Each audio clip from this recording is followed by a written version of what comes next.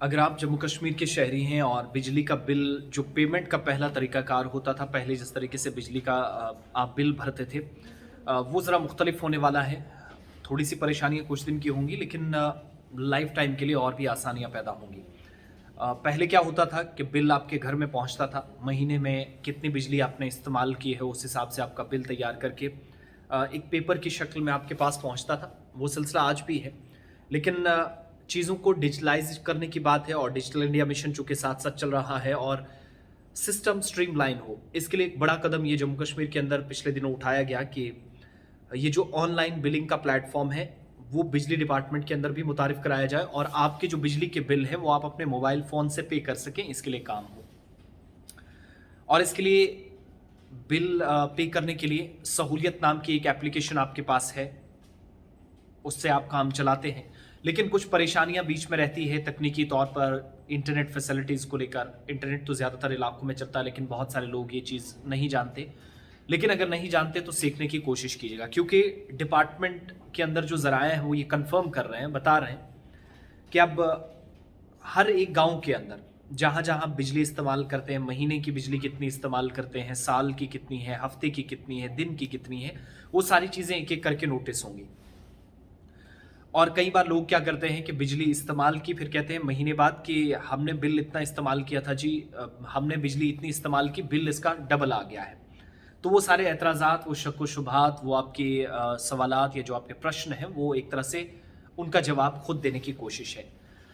Department की तरफ अब क्या किया जाएगा? ई सहूलियत ये जो सहूलियत नाम की एप्लीकेशन पीडीडी डिपार्टमेंट की तरफ से ऑलरेडी चलाई जाती है, जिसके ज़रिए लोग घर बैठे बिल अपना जमा कराते हैं, इसमें और आसानियाँ पैदा हो। अब व्हाट्सएप के ज़रिए भी लोगों तक पहुँचने की कोशिश है।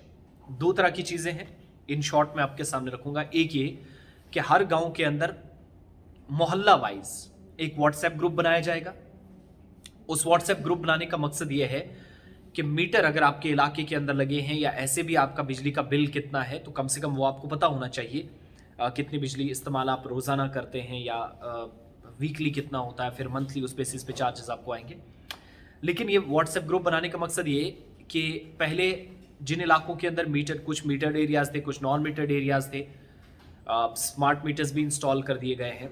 इंतज़ामी या पीडीडी ज़राए जो है वो कंफर्म कर रहे हैं कि मोहल्ला वाइज़ व्हाट्सएप ग्रुप बनेंगे, जहाँ मीटर के ज़रिए आपको पता चलता है कि बिजली कितनी आपने इस्तेमाल की। और फिर ये होता है कि कई बार शक या सवालात इस तरीके से उठते हैं, आप बोलते हैं भाई साहब मीटर तो इतना बता रहा है, हमने इतनी बिजली इस्तेमाल की, तो आप एक्स्ट्रा चार्जेस हमसे क्यों ले रहे हैं? 300 बिल है, 400 है, 500 है, तो आप एक्स्ट्रा इससे क्यों ले रहे हैं?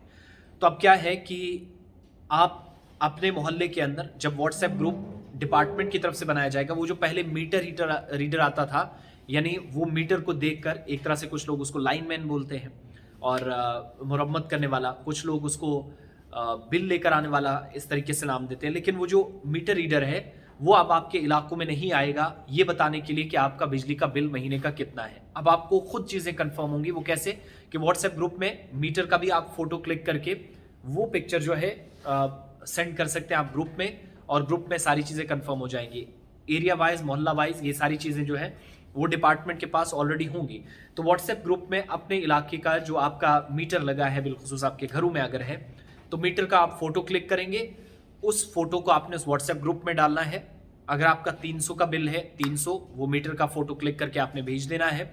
उधर से जो मीटर रीडर है वो डिपार्टमेंट के अंदर ही वहीं से बैठकर आपको कंफर्म करके बता देगा कि आपने कितनी बिजली इस्तेमाल की और ये 300 का बिल दुरुस्त है या गलत है। अगर इसमें थोड़ी बहुत कटौती हुई, कमी हुई, कोई परेशानी है, तो वो भी वहाँ दूर कर दी जाएगी। यानी एक और आसान रास्ता सार्फिन तक पहुँचने का और नया तरीका कि सहूलियत नाम की जो एप्लीकेशन है उसके ज़रिए भी अगर आप बिल पे नहीं कर सकते, इसके बावजूद भी जो शिकायतें थी उनका अज़ाला करने के लिए, मुश्किल सवालों का जवाब तलाशने के लिए व्हाट्सएप के ज़रिए आप घर बैठे अपना बिल जो है वो बता सकें डिपार्टमेंट को कि भाई साहब हमने 300 या 400 रुपए की बिजली इस्तेमाल की है महीने की, तो हमारा बिल ये है, आप इस हिसाब से बिल दे दीजिएगा। उसके बाद आप एप्लीकेशन पर उसको पे कर सकते हैं। पेमेंट का तरीका बाद में है, लेकिन साथ-साथ आप राब्ते में डिपार्टमेंट में रहेंगे उस व्हाट्सएप ग्रुप के अंदर। अब दूसरी चीज़ ये है, जिस चीज़ से बचना है कि बहुत सारे ऐसे वेबसाइट्स हैं, बहुत सारे ऐसे लिंक्स हैं, आपको मैसेजेस भेज दिए जाते हैं, आप लगातार अपने फ़ोन नंबर्स चेक करते रहते हैं, आपके शॉर्ट मैसेजिंग सर्विस जिसको हम कहते हैं एसएमएस, वहाँ पर भी और साथ ही व्हाट्सएप पर भी आपको बहुत सारे मैसेजेस आते हैं।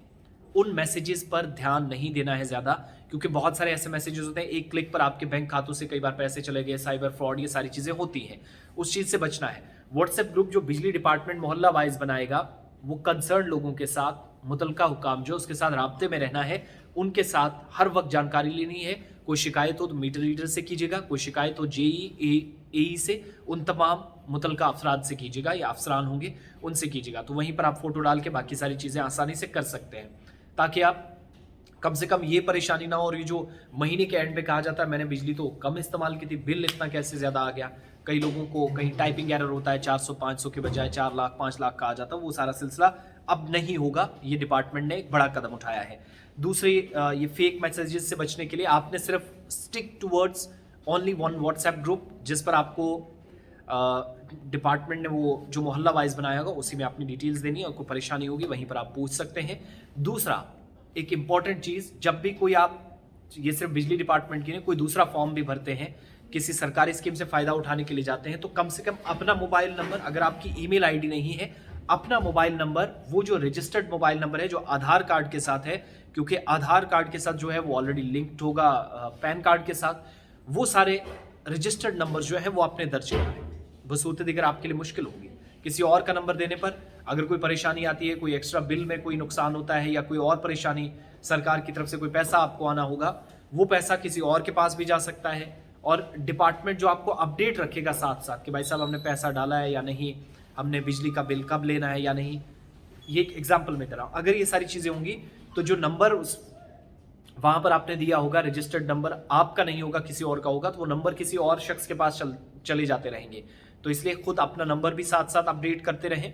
वो मोबाइल नंबर जो रजिस्टर्ड है, ज़्यादा मोबाइल नंबर तब्दील ना करें, रोज़ नई सिम कार्ड्स लेने का भी नुकसान ये है, वो फिर नंबर दोबारा से आपको कंप्यूटर ऑपरेटर के पास और कंप्यूटर जानने वालों के पास उनसे रब्ता करना है। इन चीज़ों से बचना है ताकि आप सरकारी स्कीमों से भी मुस्तफ़ीद हों, बिजली का बिल भी आसानी से भर सके, बाकी परेशानियाँ भी कम से कम सरकारी लवाजमात में वो आपको नहीं आएंगी। अगर आप रजिस्टर्ड नंबर, एक बार मोबाइल, सिर्फ एक क्लिक के ऊपर आपके मोबाइल नंबर पर सारी चीज़ें खुल जाएंगी, लेकिन नंबर सही होना चाहिए, ये शर्त भी है। बाकी ये जो व्हाट्सएप वाला सिस्टम है, ये एक अच्छा डिपार्टमेंट का कदम है, जिसके लिए आने वाले दिनों में और भी आसानियाँ होंगी। अपने इलाकों की आप मुश्किलात डिपार्टमेंट के सामने रख सकते हैं और वो वक्त पर ही हल करें, ये भी कोशिश साथ साथ चल रही है।